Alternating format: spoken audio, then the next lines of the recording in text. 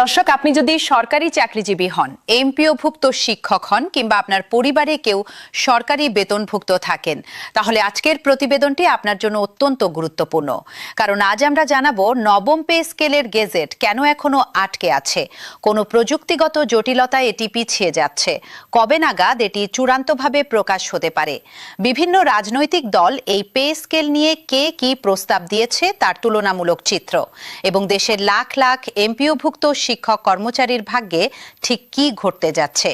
পুরো প্রতিবেদনটি শেষ পর্যন্ত দেখুন, কারণ শেষ অংশে থাকছে সবচেয়ে গুরুত্বপূর্ণ তথ্য, যা হয়তো আপনার বেতন কাঠামো সরাসরি প্রভাবিত করবে।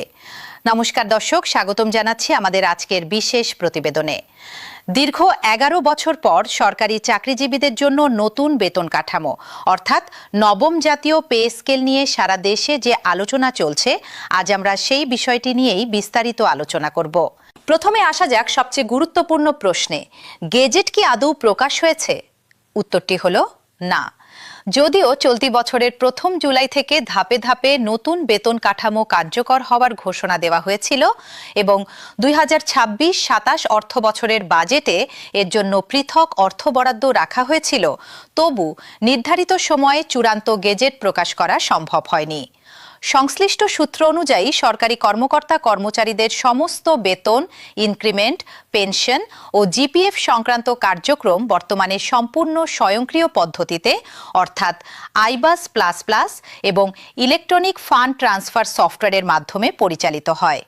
2015 সালে যখন অষ্টম জাতীয় বেতন স্কেল কার্যকর হয়েছিল, তখন বেশিরভাগ কাজ ম্যানুয়ালি করার সুযোগ ছিল, কিন্তু এখন পুরো ব্যবস্থাটি ডিজিটাল হয়ে যাওয়ায় ধাপে ধাপে মূল বেতন পরিবর্তন করতে গেলে সফটওয়্যারে ব্যাপক পরিবর্তন আনতে হচ্ছে, যা সময় সাপেক্ষ হয়ে দাঁড়িয়েছে। এই প্রযুক্তিগত জটিলতার কারণও নেই মূলত গেজেট প্রকাশে দেরি হচ্ছে। সবশেষ তথ্য অনুযায়ী প্রশাসনিক ও কারিগরি প্রস্তুতি সমন্বয় করে সংশ্লিষ্ট কর্তৃপক্ষ আশা করছে আগামী সেপ্টেম্বর মাসের মাঝামাঝি থেকে শেষ সপ্তাহের মধ্যে এই গেজেট চূড়ান্তভাবে জারি হতে পারে।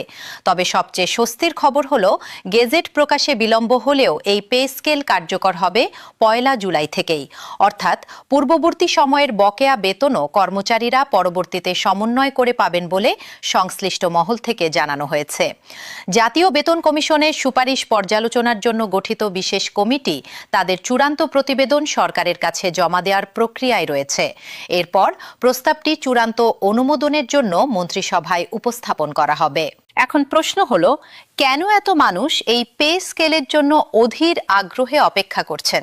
এর পেছনের কারণ হলো, দেশের প্রায় 22 লাখ সরকারি কর্মচারী দীর্ঘদিন ধরে বেতন কাঠামো পুনর্বিন্যাসের অপেক্ষায় আছেন।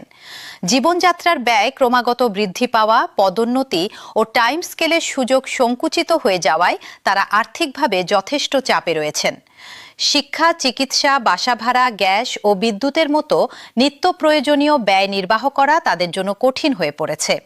এই কারণে দেশজুড়ে বিভিন্ন সময়ে কর্মচারী সংগঠনগুলো কর্মসূচি পালন করেছে এবং দ্রুত গেজেট প্রকাশের দাবি জানিয়ে আসছে। এবার আসা যাক আজকের প্রতিবেদনের সবচেয়ে আকর্ষণীয় অংশে, যেখানে আমরা তুলে ধরব বিভিন্ন রাজনৈতিক দল এই পে স্কেল নিয়ে কে কি প্রস্তাব দিয়েছে। বর্তমান সরকারের অর্থনৈতিক নীতি এবং বাজেট পরিকল্পনার সমালোচনা করে জাতীয় নাগরিক পার্টি অর্থাৎ এনসিপি তাদের নিজস্ব একটি বিকল্প ছায়া বাজেট ঘোষণা করেছে, যার পরিমাণ 8,52,157 কোটি টাকা।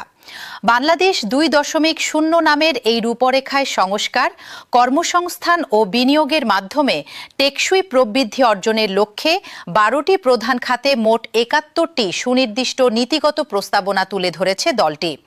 এনসিপির প্রস্তাবনায় সরকারি কর্মকর্তা কর্মচারীদের বেতন কাঠামোয় নিম্ন আয়ের গ্রেডগুলোকে অগ্রাধিকার দেওয়া হয়েছে। তাদের প্রস্তাবিত কাঠামো অনুযায়ী প্রথম গ্রেডের কর্মকর্তাদের মূল বেতন বাড়িয়ে প্রায় 82,000 টাকা পর্যন্ত করার সুপারিশ করা হয়েছে। পাশাপাশি নিম্ন গ্রেডের ভাতা উল্লেখযোগ্যভাবে বাড়ানোর প্রস্তাব রয়েছে। অন্যদিকে জামায়াতে ইসলামী তাদের প্রস্তাবিত ছায়া বাজেটের রূপরেখায় ভিন্ন এক দৃষ্টিভঙ্গি তুলে ধরেছে। রাজধানীর মগবাজারে আয়োজিত এক সংবাদ সম্মেলনে দলটি জানায়, ১০ম থেকে ২০তম গ্রেডের কর্মচারীদের জন্য প্রথম বছরেই নতুন বেতন কাঠামোর শতভাগ মূল বেতন কার্যকর করার সুপারিশ করছে তারা। এর পাশাপাশি সংশ্লিষ্ট ভাতার ক্ষেত্রে দ্বিতীয় বছরে শতভাগ বৃদ্ধির প্রস্তাব রেখেছে জামায়াত, যা মূলত নিম্ন ও মধ্যম গ্রেডের কর্মচারীদের দ্রুত সুবিধা দেওয়ার লক্ষ্যে তৈরি করা হয়েছে। আরেকটি গুরুত্বপূর্ণ বিষয় হলো বর্তমান অন্তর্বর্তী সরকার পরিচালনাকারী দল হিসেবে বিএনপির অবস্থান। ফ্যাসিবাদ পরবর্তী বাংলাদেশে অবাধ ও গ্রহণযোগ্য নির্বাচনের মাধ্যমে রাষ্ট্র পরিচালনার দায়িত্বে আসা দল হিসেবে বিএনপি সরকারের নীতি নির্ধারণী পর্যায় থেকেই পে স্কেল বাস্তবায়নের প্রক্রিয়া এগিয়ে নেওয়া হচ্ছে।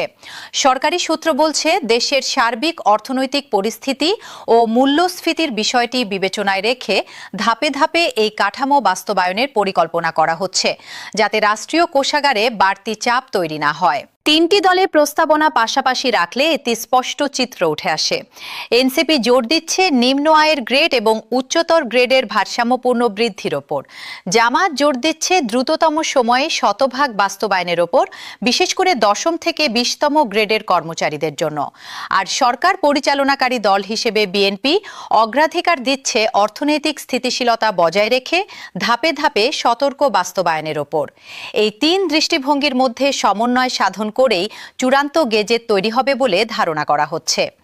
এবার আসা যাক দেশের শিক্ষা ব্যবস্থার মেরুদণ্ড হিসেবে পরিচিত এমপিওভুক্ত শিক্ষকদের প্রসঙ্গে। বেসরকারি স্কুল, কলেজ, মাদ্রাসা ও কারিগরি শিক্ষা প্রতিষ্ঠানে কর্মরত এই শিক্ষক কর্মচারীরা মাসিক বেতন আদেশ অর্থাৎ এমপিওর মাধ্যমে সরকারের কাছ থেকে বেতন ভাতা পেয়ে থাকেন। বর্তমানে তারা ২০১৫ সালের জাতীয় বেতন স্কেল অনুযায়ী মূল বেতন পাচ্ছেন। নতুন বেতন কাঠামো কার্যকর হলে বিশেষ করে ১০ম গ্রেডে কর্মরত সহকারী শিক্ষকদের বেতনে একটি বড় ধরনের পরিবর্তন আসার সম্ভাবনা তৈরি হয়েছে। একটি বিশ্লেষণ অনুযায়ী দেখা যায়, বর্তমানে ১০ম গ্রেডভুক্ত একজন শিক্ষক ১৬,০০০ টাকা মূল বেতনের বিপরীতে সব মিলিয়ে ২২,০০০ টাকার মতো পাচ্ছেন, অর্থাৎ অন্যান্য ভাতা বাবদ যোগ হচ্ছে ৬,০০০ টাকা। নতুন কাঠামো কার্যকর হলে মূল বেতন বেড়ে ২৪,০০০ টাকায় দাঁড়ানোর সম্ভাবনা রয়েছে, যার ফলে বর্তমান ভাতাসহ মোট বেতন প্রায় ৩০,০০০ টাকায় পৌঁছাতে পারে। এছাড়া প্রধান শিক্ষক, উপাধ্যক্ষ ও প্রভাষক সহ বিভিন্ন পদে কর্মরতদের আয়ও উল্লেখযোগ্য হারে বাড়ার সম্ভাবনা তৈরি হয়েছে। তবে এখানে একটি গুরুত্বপূর্ণ বিষয় মাথায় রাখা দরকার। এমপিওভুক্ত শিক্ষকদের নীতিমালা এখনো ২০২১ সালের নীতিমালা অনুযায়ী পরিচালিত হচ্ছে এবং সরকারিভাবে এখনো আনুষ্ঠানিক কোনো ঘোষণা আসেনি যে ঠিক কবে থেকে এবং কিভাবে এমপিও শিক্ষকদের ক্ষেত্রে নতুন পে স্কেল প্রযোজ্য হবে। শিক্ষা মন্ত্রণালয় ও সংশ্লিষ্ট দপ্তর থেকে বিভিন্ন সময় বিজ্ঞপ্তি প্রকাশ করে এমপিও ভুক্তির সরকারি অংশের বেতন ভাতা প্রদান সংক্রান্ত তথ্য জানানো হচ্ছে। তবে সামগ্রিক গেজেটের অপেক্ষাতেই এখন সবাই তাকিয়ে আছেন। এখন আসা যাক সামাজিক মাধ্যমে ছড়িয়ে পড়া বিভ্রান্তিকর তথ্য নিয়ে। ইউটিউব ও ফেসবুকে অনেক পেজ থেকে প্রচার করা হচ্ছে যে আগামীকালই পে স্কেল চালু হয়ে যাচ্ছে অথবা সব গ্রেডের বেতন ১০০% বেড়ে গেছে। বাস্তব সত্য হলো, সরকার পুরো প্রক্রিয়াটি ধাপে ধাপে এগিয়ে নিচ্ছে। বাজেট পাশের পর অর্থ মন্ত্রণালয় যখন চূড়ান্ত পে স্কেল গেজেট প্রকাশ করবে, তখনই এটি আনুষ্ঠানিকভাবে কার্যকর হবে বলে গণ্য হবে। তাই গুজবে কান না দিয়ে সরকারি প্রজ্ঞাপনের জন্য অপেক্ষা করাই সবচেয়ে বুদ্ধিমানের কাজ। সবশেষে চলুন সংক্ষেপে আজকের গুরুত্বপূর্ণ পয়েন্টগুলো আবার একবার মনে করিয়ে দিই। প্রথমত, নবম পে স্কেলের চূড়ান্ত গেজেট এখনো প্রকাশিত হয়নি। তবে ডিজিটাল বেতন ব্যবস্থার সফটওয়্যার জটিলতা কাটিয়ে আগামী সেপ্টেম্বরের মধ্যে এটি প্রকাশের সম্ভাবনা রয়েছে। দ্বিতীয়ত, গেজেট দেরিতে এলেও ১ জুলাই থেকেই এটি কার্যকর ধরে বকেয়া সমন্বয় করা হবে বলে জানা যাচ্ছে। তৃতীয়ত, এনসিপি, জামায়াত এবং সরকার পরিচালনাকারী বিএনপির মধ্যে বাস্তবায়নের পদ্ধতি নিয়ে ভিন্নমত থাকলেও নিম্ন ও মধ্যম গ্রেডের কর্মচারীদের সুবিধা বৃদ্ধির বিষয়ে মোটামুটি সবাই একমত। চতুর্থত, এমপিওভুক্ত শিক্ষকদের ক্ষেত্রে ১০ম গ্রেড সহ বিভিন্ন গ্রেডে উল্লেখযোগ্য বেতন বৃদ্ধির সম্ভাবনা তৈরি হয়েছে। তবে চূড়ান্ত নীতিমালা এখনো অপেক্ষমান।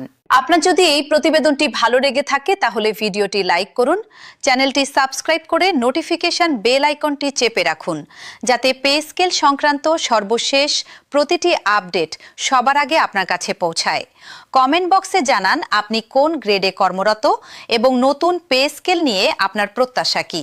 দেখা হবে পরবর্তী প্রতিবেদনে। ততক্ষণ পর্যন্ত ভালো থাকুন, সুস্থ থাকুন।